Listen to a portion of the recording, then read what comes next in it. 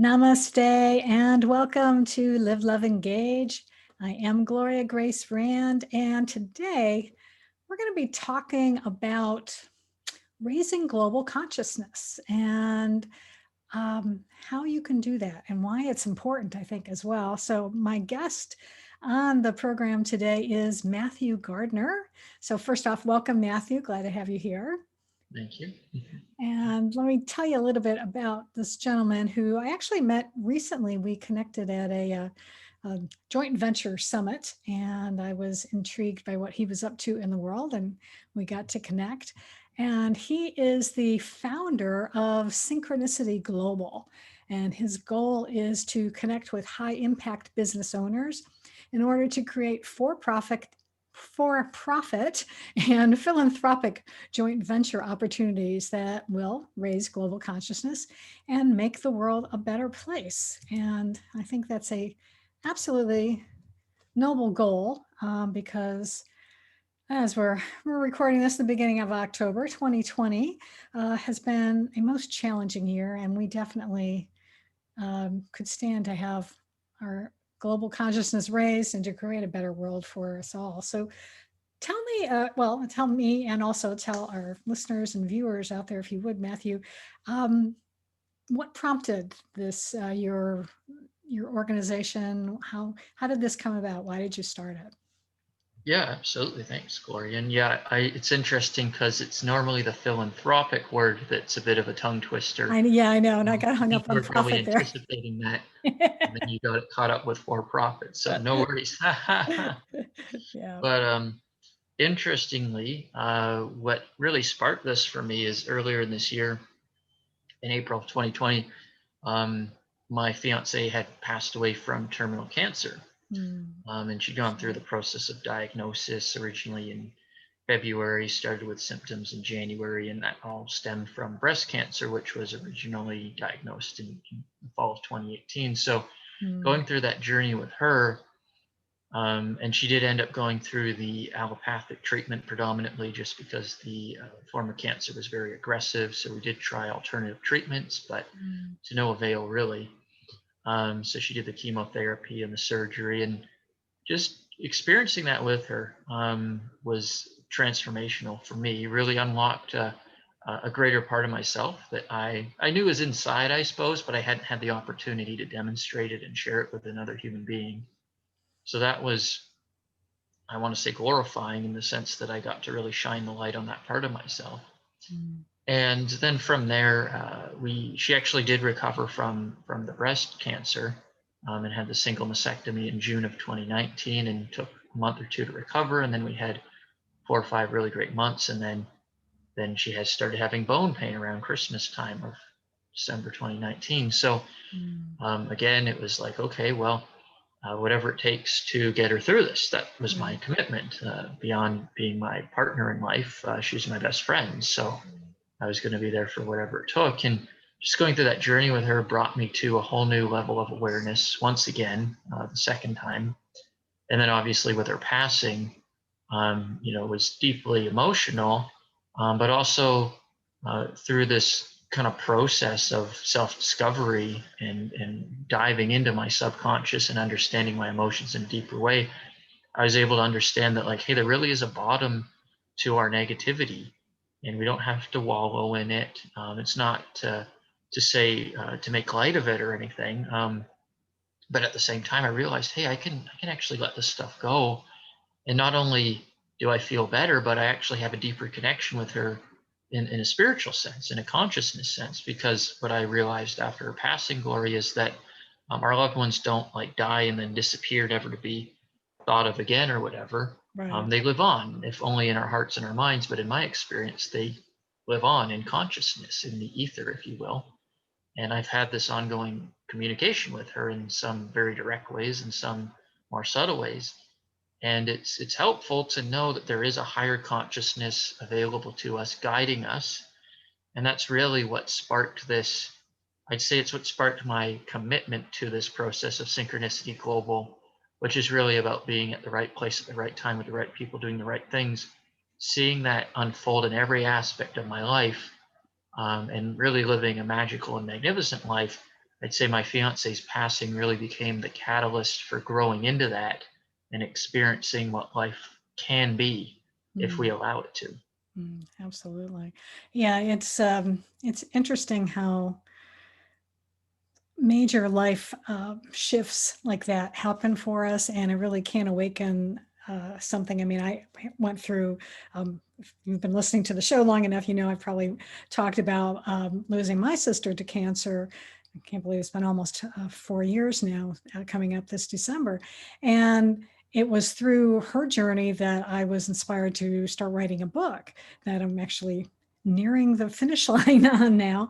And totally awakened in me a new appreciation for looking at what I believe, number one, and trying to figure out, okay, what is it that I believe, and what happens after someone's gone? Because I've definitely have experienced more connection with family members that have gone on, and I do believe, like you, that it's not that I grew up, you know, believing they go to heaven or they go to hell because I grew up Catholic, but I think now that that was limiting, really, in a lot of ways. Um, so, where do you see what you're doing now, in maybe in practical terms? How are you going to be? Um, Yeah, I yeah, guess yeah. making this new consciousness that you've certainly have discovered. How are you able to help other people with it? Let's say that. Yeah, absolutely. So I love this concept of joint ventures because it's collaborative work, and I really believe this is the future because in the past we listened to like the guru, and and they like have wonderful things to share in that, but now I think we're entering this dynamic of listening to conversations rather than kind of being dictated information.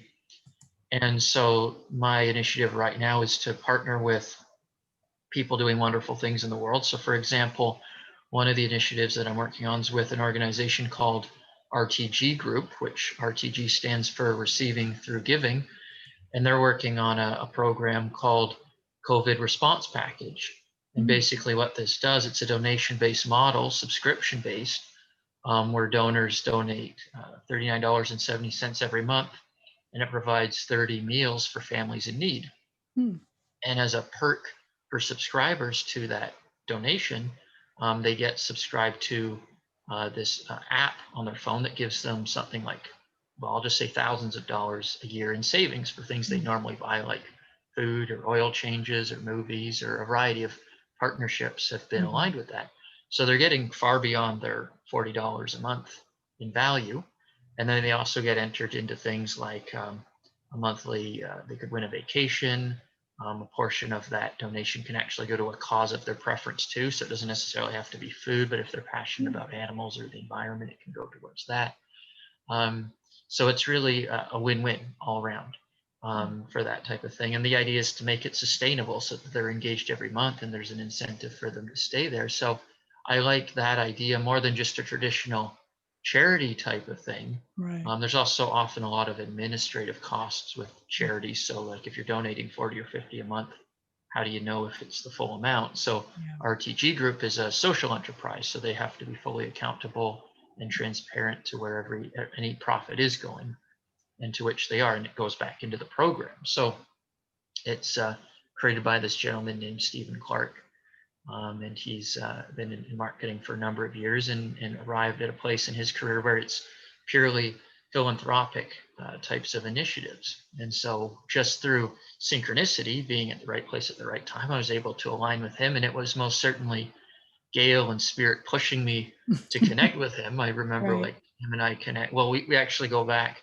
to 2018 when Gail, my fiance, and I saw him speak, and Mm, his message instantly resonated with both of us. And Gail actually met his wife at that event, and then never really thought about them again.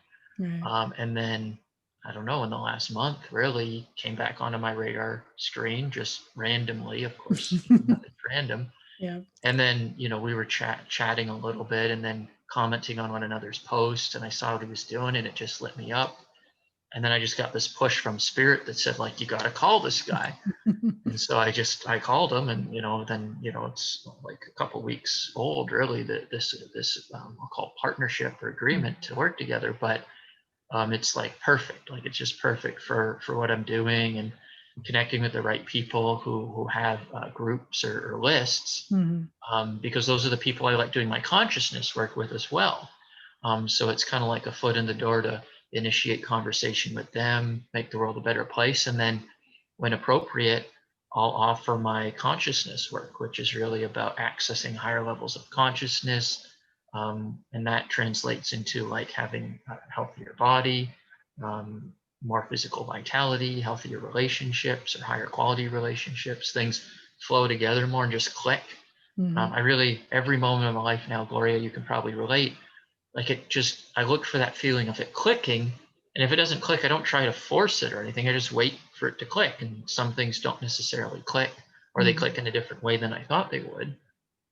And by having zero insistence about things needing to look a certain way, I feel that's the most valuable tool that we can really have navigating this world, especially amidst, having COVID-19 and all these, other things going on in the globe right now. So that's really on a practical level how it's been shaping up for me. That's awesome.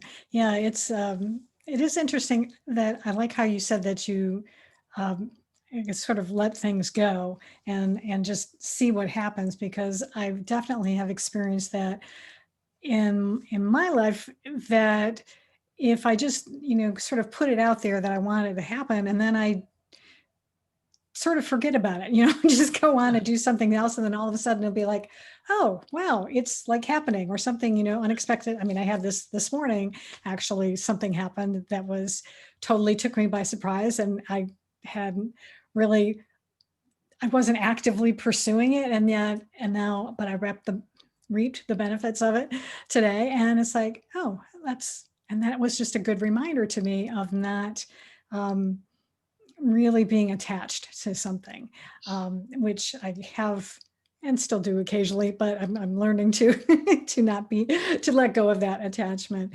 Yeah.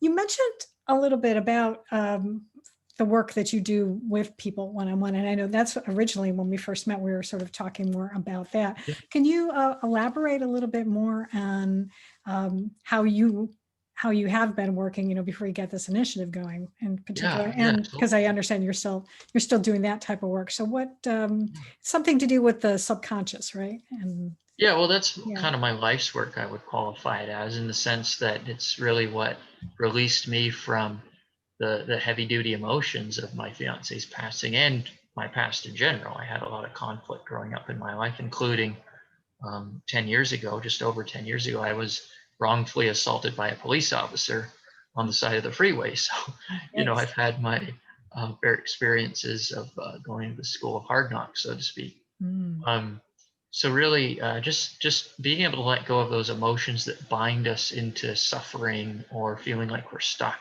Mm. living a certain way. And I was born into that in certain respects. Born into an environment where my parents were kind of at odds with one another, like they just didn't know themselves, and weren't necessarily in a position to ready to have a kid. So there was like stress and conflict and so on. So kind of just grew up in that environment, in survival mode, and perpetuated that my whole life, really until I met my fiance in 2015. That's when I kind of started to relax a little bit more. She helped me a lot with that. But the subconscious work is really about releasing and letting go, and letting the power of God. And when I talk about God, I don't mean religious, but if there's, all of existence is obviously contained within something, Mhm. and I would call that God. And then I would say, if, in order for all of existence to be maintained within God, that would mean God's vibration has to be the highest vibration in existence. Otherwise, existence couldn't exist within it. Mhm. So when we're being one with God, we're being the highest vibration, or giving ourselves access to the highest vibration that we can in any moment. So that's really what the work revolves around, is becoming more in tune with our God nature rather than our human nature or ego nature, Mhm. more like soul-based living rather than ego-based living. And that process, is custom to every individual. But it's basically based in the idea of letting go of wanting and allowing ourselves to have. So instead of wanting things like money or relationships or whatever, with that attachment or the aversion, sometimes we push these certain things away. Like if we have a fear of something, we push it away. But the way the universe works, as I'm sure you and your listeners are fully aware, it's like an attraction based universe. So if you're repelling something, you're actually attracting Yeah. something. Yeah, because So you're still focused on it, right? yeah, subconsciously or unconsciously, Yeah. if you have an aversion to it, it means you have that kind of in the fear space of your mind. So Mm. so the work's really about releasing those things and coming to this neutral balance point, kind of like the 0 point, where then you have the highest probability of creating the highest ideal for your life. And it becomes natural and effortless, kind of like you were talking about. It just falls into place. We don't need to force it. One of my mentors uses this quote. He says, "The greatest power requires the gentlest touch." So you could say, in a nutshell, my work empowers people to reach that state of consciousness where they don't need to force things to happen. It just happens in and of itself, and it's very magnetic. Absolutely. Um, who who do you typically work with? What types of people come to you, and what do they come looking for? What do they typically? What are their issues maybe that they're trying to get some help with? Well, when I got started with this process, and I've been on this path since about 2014 with coaching, but it was really in March of this year, 2020, where I had the experience of my fiance being admitted to the hospital, and that opened up a whole new level of consciousness. So initially, when I started, I saw people with like health issues. So they were resolving like chronic pain, getting off medication, avoiding surgeries. One lady who was been diagnosed with cancer was able to alleviate her symptoms of pain and eliminate her fear about the cancer. So that was kind of ironic. That happened after Dale's passing, and then it kind of led more into business after that. So I have one client, for example. He's done. I think he's done 2 or 3 events now in the past 30 days where he's done multiple six figures in revenue for the event, and he's had like a 50% closing rate, and he's been able to achieve this with zero stress. Wow. Um, and so that's kind of the power of what the work can do as a result. So there's 2 categories now that I'm working with. One is very well established business owners that already have all their systems in place, and they're just looking for the next level of consciousness. I use this kind of a scale or levels of consciousness where there's 12 different levels. Level 1 kind of being where people are just maybe having the awareness that things magical can happen in their lives, but don't necessarily know why or how or what it means. And then level 12 is like, beyond out of this world type of stuff. And so, they could be wherever they are on the scale, but they want that next level, or they want to go several levels, and they've really kind of committed themselves to their personal and spiritual growth. So that's one way I assist people, and I call it kind of the ascension model, because I'm helping them ascend their consciousness to the next level. And then the other types of people that I seem to be attracting most are people that have a message to share, and they have a skill set. So they're well established, they have some good life experiences, and they're now getting into like the coaching or consulting world, and they want to start sharing that. So recently I've created some joint ventures with people who are in the marketing space who can help them kind of package their message, get it out there in a way that can help them build their list. Sometimes they can do that through paid advertising or entirely organic through joint ventures and affiliate partners. And I help walk them through the process while simultaneously helping them unlock their greatest levels of creative self-expression, because that's really, to me, the capstone to our experience here. We have all our basic needs met for the most part. Some people are still kind of figuring out the connection to the universe, God, other people. The next level is creative self-expression. Once we have a community that we're comfortable with, how can we express ourselves in a greater and greater way? So that's where I kind of come in. I create these partnerships where like there's some marketing there so they can practically get it out, they can monetize. Simultaneously, I'm helping them with the kind of mindset, the creative side, staying in the flow, continuing to be an example for the types of people they want to observe. Kind of like if someone was going for a gold medal in the Olympics, Right. I'm their coach, working with them sometimes every day, helping them stay on track for that gold medal, and just reminding them, like, you're in this, you're in the Olympics. Like, you take rests, yes, but you're always keeping your eye on that gold medal. Very good. Well, it sounds like it's exceptional work to really help people get to the next level. And it's so important that I know some people, feel that they have to, figure things out on their own, or that they, nobody can help them necessarily in their business in particular, because they're the ones who started it. They know how to run it. But to be aware that really, if you want to be able to grow, you really do need to get some outside help. And sometimes it's just an outside perspective, just having some, fresh pair of eyes looking at something. So it's good that you can provide that for people. So where do you see, as we're, now we're into the fourth quarter of the year, and coming into 2021 before you know it, because I know when it gets to be October, the rest of the year flies for me. I don't know how it is for other people.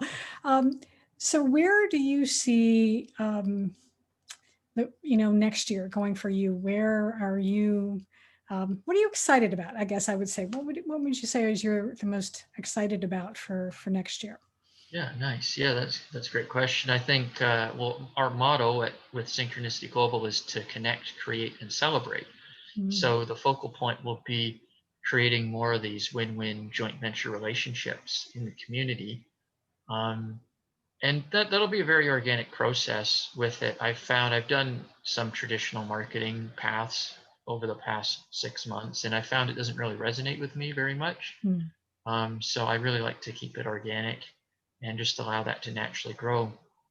I think if we look at the wave of leadership coming into the world over the next 5 to 10 years, what we're going to be doing in 2021 and 2022 is going to be setting the foundation for that. So I really look forward to working with um, whether it's global leaders or people that are just leaders in their social media community but have a level of influence.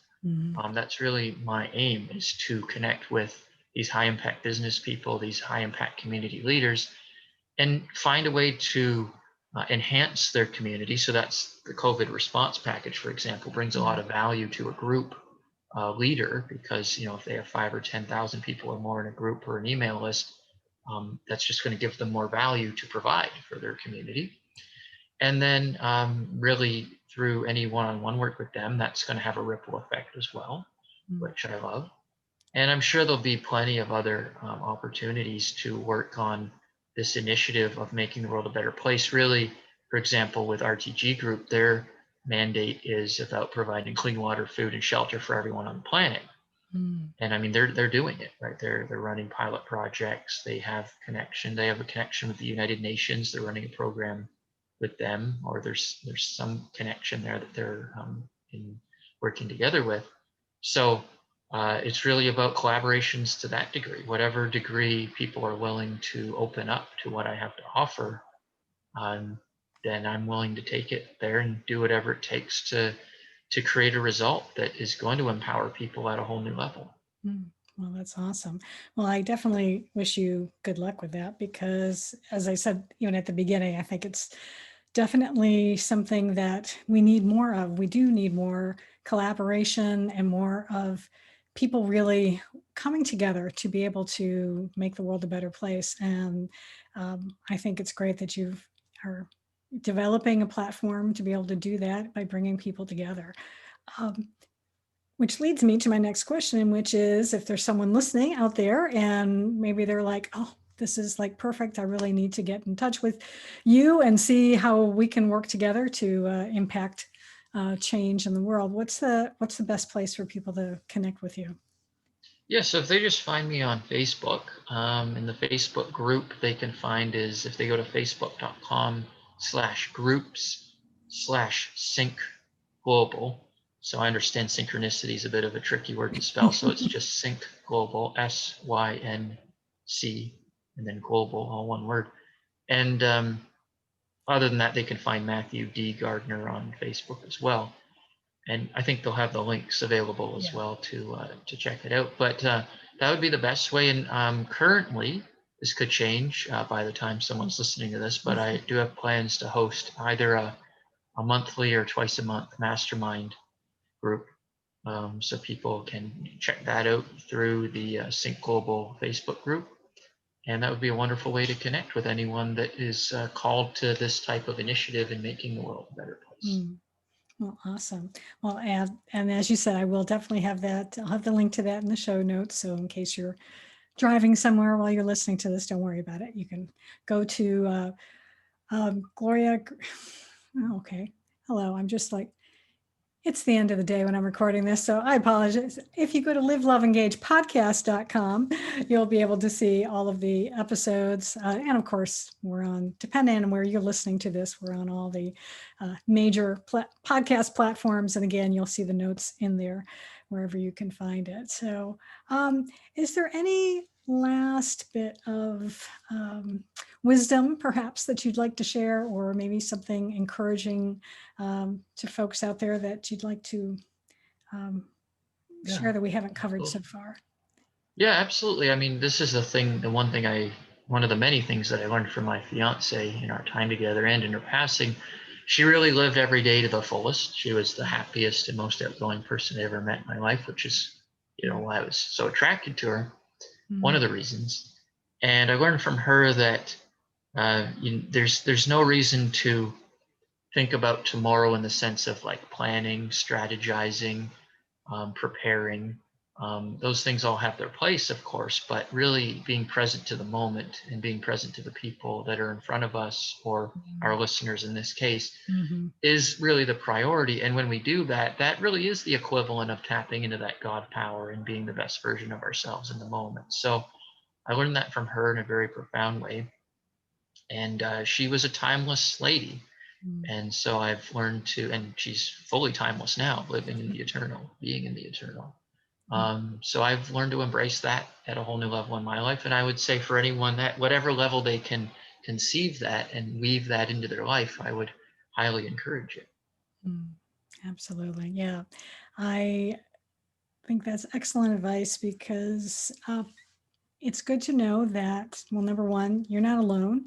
And number two, it is important to live fully right now in this moment, because we never do know what tomorrow is going to bring, what the next hour is going to bring.